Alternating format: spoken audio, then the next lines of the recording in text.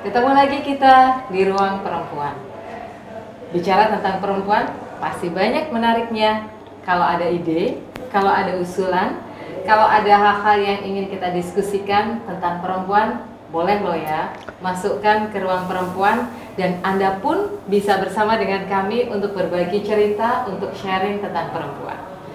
Dan pada kesempatan hari ini kita bicara lagi tentang bagaimana kemandirian perempuan. Budaya Indonesia seringkali dikatakan sebagai budaya timur, bahwa perempuan itu layaknya dia tidak bisa melepaskan kodratnya untuk melahirkan, di mana perempuan itu harus menikah, gitu kan? Ketika perempuan itu tidak menikah, seringkali kita akan mencibir atau melihat sebelah mata bahwa perempuan itu tidak bisa bersosialisasi, bahwa perempuan itu penuh dengan keangkuhan, gitu ya. Tetapi pada sosok yang kesempatan sore hari ini untuk kita bisa diskusikan, saya tidak melihat bahwa beliau adalah orang yang tidak bersosialisasi, tetapi adalah sosok yang sebenarnya cukup punya kemapanan, cukup punya kemandirian secara intelektualitas, secara emosional, secara finansial, gitu kan. Nah, kita pengen ngobrol gitu ya dengan Mbak Elina. Beliau ini masih relatif, saya katakan masih muda karena masih dalam jajaran sebenarnya milenial, gitu kan. Memilih dalam kondisi bahwa sebenarnya bagaimana beliau sudah memiliki satu jabatan sebagai seorang manajer di usia muda dengan beberapa karya-karyanya yang potensinya cukup teliti, detail, dan punya karakteristik yang cukup bisa dikatakan memadai.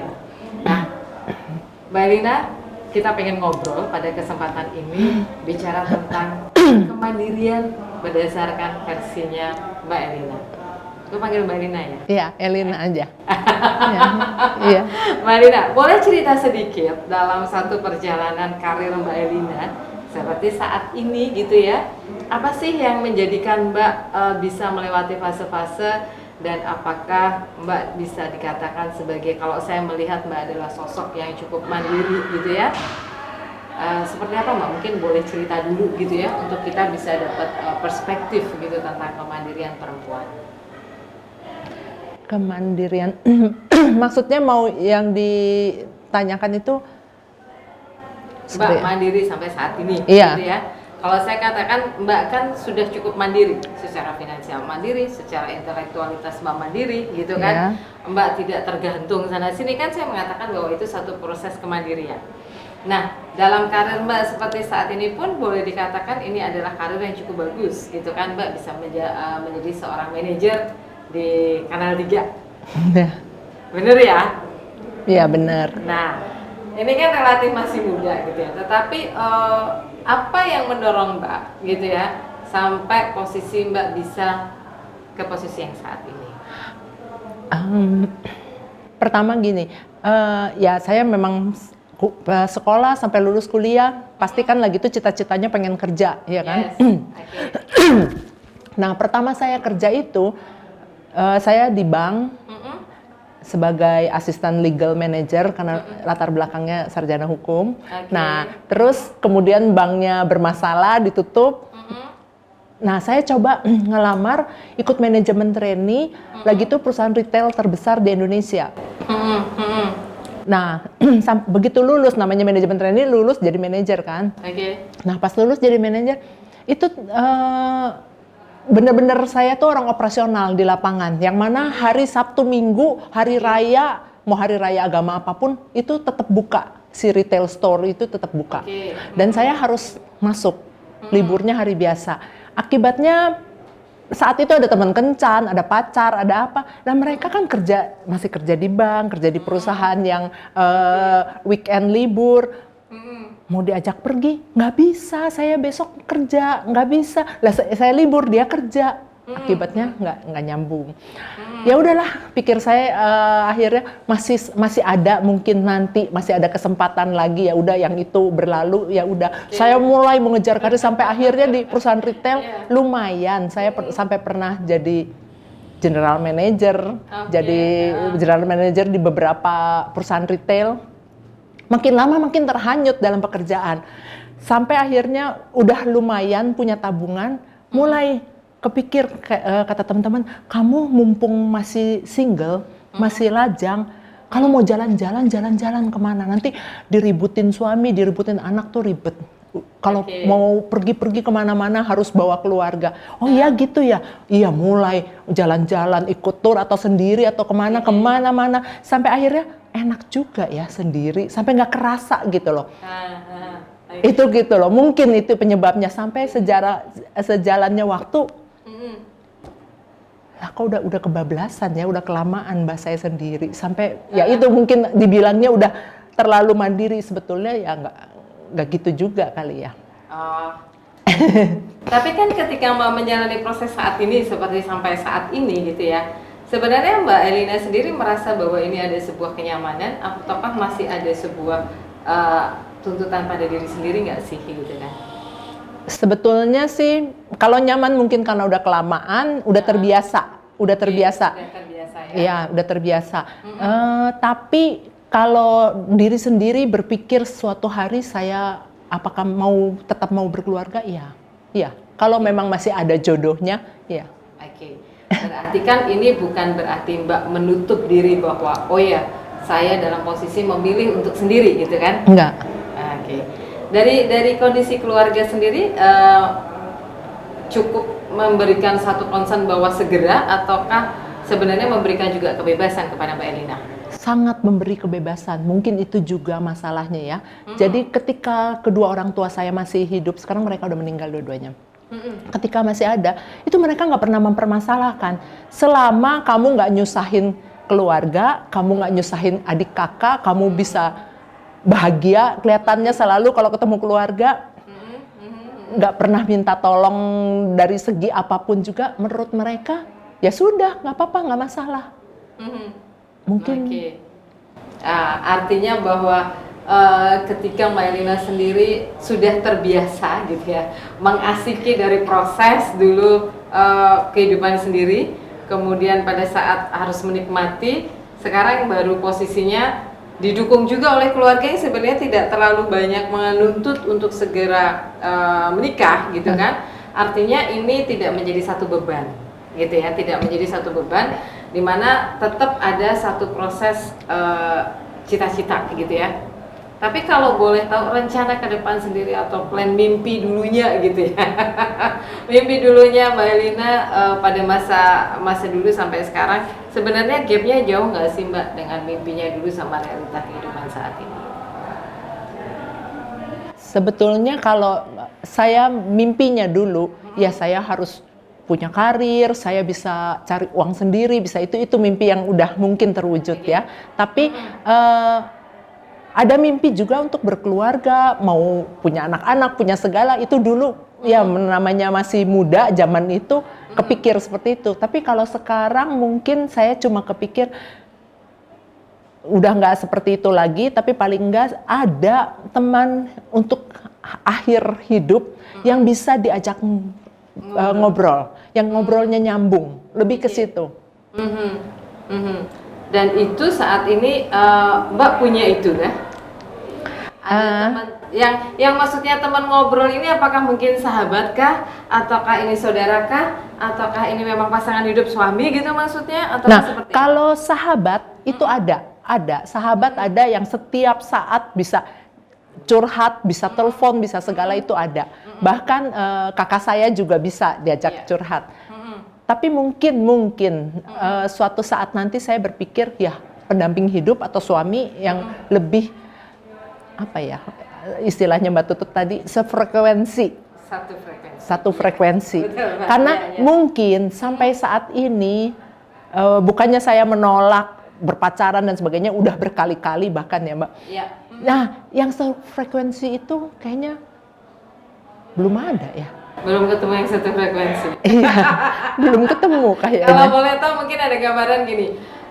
Kan seringkali orang mengatakan gini, pada umumnya ini nggak tahu nih, sependapat nggak ya, dulu kami pada saat seusia saya dulu bilang gini, kamu kalau jadi perempuan jangan banyak kriteria, ntar kalau kebanyakan kriteria laki-laki itu nggak berani gitu kan. Iya. Kalau posisinya kamu sudah terlalu mandiri nanti nggak berani gitu kan, atau kamu punya kriteria yang terlalu tinggi gitu kan, nggak bakal dapet gitu. Maka beberapa teman-teman dulu suka ngejek, lu kalau banyak psikolog tuh biasanya banyak tuh yang nggak nikah karena lu semuanya di-assess gitu kan. Nah, Mbak Elina sendiri apakah juga mengalami satu perasaan ataukah juga punya kriteria-kriteria tadi loh yang untuk menuju satu frekuensi tadi, Mbak? Ada kriteria khusus nggak sih untuk ini juga menjadi satu mirroring kita ya gitu kan? Mungkin yang punya anak-anak remaja ataukah para remaja-remaja gitu kan? Ini sebagai satu storytelling gitu perjalanan kehidupannya Mbak Elina. Selama ini sih kriteria saya cuma ngobrolnya nyambung, paling nggak harus humoris. Karena kadang gini, pernah gitu yang saya merasa, aduh semuanya cocok, tapi orang ini sense of humornya kayaknya kurang. Jadi kalau saya lagi cerita yang menurut saya itu humor, kok dia bengong ya? Sense of humor ya. Sense of humornya harus ada. Mbak melihat bahwa sebenarnya banyak saat ini para lelaki yang sebenarnya sense humornya tidak terlalu tinggi, Mbak. Dari teman-teman Mbak yang sudah dekat sama Mbak Elina. Ada beberapa yang nyambung sense of humornya, tapi cara berpikirnya kurang. Jadi gini, bukannya saya sok pinter atau sok gimana, paling enggak kalau ngobrol nyambung. Nyambung. Oh, kadang-kadang nggak nyambung ya. Iya. Kita bicaranya apa dia kemana gitu ya. Oke.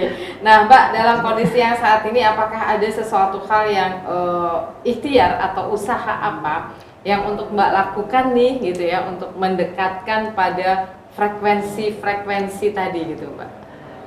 Berteman sebanyak-banyaknya, terus kadang ya mungkin karena udah seusia-usia gini pasti ada teman-teman rata-rata udah menikah semua ya, itu pasti ada yang peduli, El, kamu saya kenalin ya sama si Anu udah duda bla bla bla bla bla. Oke, nggak masalah. Iya. Jadi biasanya gitu, udah sekarang kayaknya udah nggak mungkin lah ya nyari-nyari sendiri, dan saya tipe orang yang nggak bisa sih kayak gitu, maksudnya pasif, nggak bisa. Jadi biasanya dari dikenalin oleh teman-teman selalu. Berarti masih masuk budaya ketimuran ya sebenarnya ya. Budaya ketimuran tuh kan kalau suruh maju sendiri nggak enak gitu ya, masih nunggu malu-malu gitu ya. Mbak, sorry Mbak, kita bicara yang mungkin agak private yang kan biasanya umum nih orang nanya. Kalau sendiri tuh biasanya kayak nggak confident, kemudian image orang tuh kan sering ngomongnya, lu sendiri lu bla bla bla lah gitu kan. Mbak Lina sempat ngerasain itu nggak sih? Enggak juga ya, karena gini, bahkan ketika ada undangan, saya diundang temen nikah atau apa, saya datang sendiri dan itu berkali-kali. Datang aja saya sendiri kalau saya merasa, oh iya kenal baik, saya merasa perlu datang, saya datang aja sendiri. Artinya kalau dengan image orang itu cukup mengganggu nggak? Mungkin karena keluarga saya tidak terganggu dan keluarga saya cuek, jadi saya nggak pernah mikirin image seorang juga ya. Oke, good point. Artinya bahwa Mbak cukup relatif sebenarnya punya satu keyakinan ya, punya satu prinsip ketika ingin mendapatkan satu dukungan dari keluarga, sebenarnya itu tidak menjadi satu masalah. Iya. Gitu kan? Nah, Mbak boleh nggak ya kayak kasih catatan-catatan kepada kami mungkin adik-adik yang relatif masih muda gitu ya. Kalau mereka pengen berkarir di usia muda, sebenarnya itu wajar aja, fair aja, atau mungkin ada catatan khusus dari perjalanan yang Mbak Elina gitu ya sampai di titik saat ini gitu kan. Apakah yang muda-muda ini harusnya tetap ingat loh, lu jangan lupa gitu ya ketika masa muda itu bukan hanya untuk senang-senang aja, tapi kok harus menikmati gitu ya, ataukah seperti apa Mbak Elina? Gini, ketika kita muda sih sepikir rasanya saya gitu, pasti kan anak-anak muda itu punya teman-teman banyak, bahkan ada yang jadi pacar. Pacar yang dari teman itu saya bilang sebetulnya itu yang terbaik, karena kan udah bisa dibilang sefrekuensi. Pertama jadi teman, ya kan, bisa berteman berarti satu frekuensi kan. Akhirnya sampai saling suka, sampai jadi pacar. Kalau mau berkarir, ya berkarir nggak apa-apa, tapi itu dipertahankan. Sebaiknya sih saya bilang itu. Karena yang dari teman, asalnya dari teman itu, sebetulnya yang lebih nyambung nantinya. Karena saya mikir, kalau udah kayak sekarang, kalau kelak saya menikah, mungkin hari-hari saya dengan pasangan saya akan saya habiskan lebih banyak dengan ngobrol, dengan diskusi. Ya kan? Kalau sebelumnya kita berteman dan nyambung, bahkan sampai ada rasa suka, itu kayaknya lebih baik. Jadi kalau anak-anak muda yang sekarang udah punya pacar, terus saya mau konsentrasi di karir, terus saya mengabaikan pacar saya, kayaknya jangan, mendingan dipertahankan. Harus sejalan, dua-duanya jalan, dua-duanya jalan. Ya. Karena nanti kalau udah kebablasan, udah putus, udah di atas, nyari yang sefrekuensi lagi susah. Artinya apakah ketika pada saat Mbak dulu kan punya pasangan-pasangan nih gitu ya, punya kekasih gitu ya. Tapi pada titik tertentu ketika Mbak putus, untuk memulai lagi itu apakah itu yang berat, Mbak? Ada kendala nggak sih? Ada rasa yang sebenarnya ya gue udah seperti ini, gue mau cari lagi susah nih, gue mau mulai lagi males gitu. Ada gitu nggak sih, Mbak? Sebetulnya ya pastilah waktu putus itu bisa putusnya karena kita yang mutusin, karena diputusin itu pernah terjadi pada diri saya. Tapi selalu saya berpikir, ya udah kalau putus berarti itu bukan jodoh saya. Pasti suatu saat ada lagi. Saya selalu berpikir begitu. Jadi nggak ada apa istilahnya trauma atau apa, nggak apa-apa sih mau memulai lagi, oke saja saya. Makanya teman-teman itu senang memperkenalkan atau menjodohkan karena saya, oke, ya boleh, tapi ya itu ya, sekali lagi yang sefrekuensinya itu belum nemu, Mbak. Sefrekuensinya itu yang belum nemu. Ya, saya mendapatkan insight yang cukup luar biasa dari diskusi dengan Mbak Lina. Satu, bahwa sebenarnya ketika kita di masa remaja, kita punya teman, istilahnya kalau kekasih lah ya, itu perlu di-maintain gitu ya, agar posisinya ketika kita sudah merasa nyaman, itu akan menjadi teman yang bisa saling mengerti, siapa tahu bisa dalam jangka yang panjang.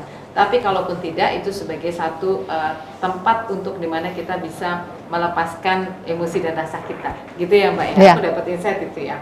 Kemudian bahwa kita punya prinsip hidup, kita tidak perlu tergantung dengan omongan orang lain, tetapi bagaimana dukungan keluarga itu sebenarnya menjadi satu hal yang paling penting.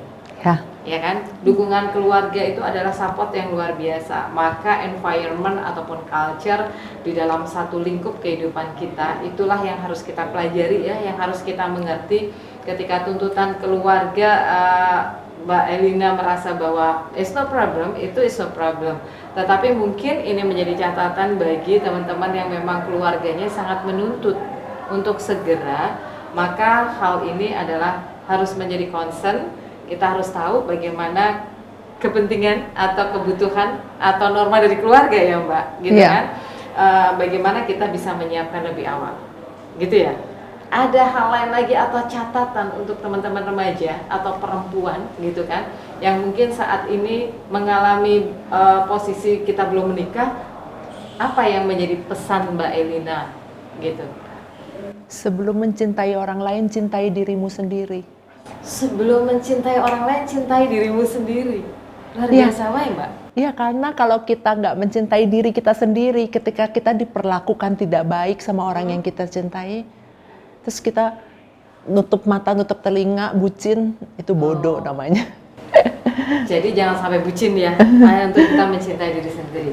Luar biasa, saya menangkap insight be yourself, menjadi diri sendiri itu menjadi penting.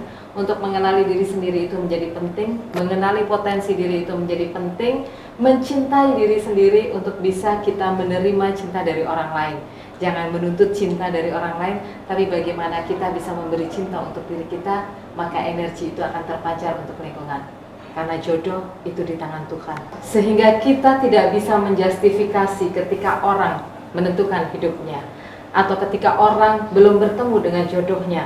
Karena semua itu adalah rahasia, di mana tugas kita adalah berikhtiar, tugas kita adalah berusaha, tugas kita adalah membuka hati kita, di mana rasa cinta pada diri kita, cinta kepada sesama, itulah yang harus kita tumbuhkan.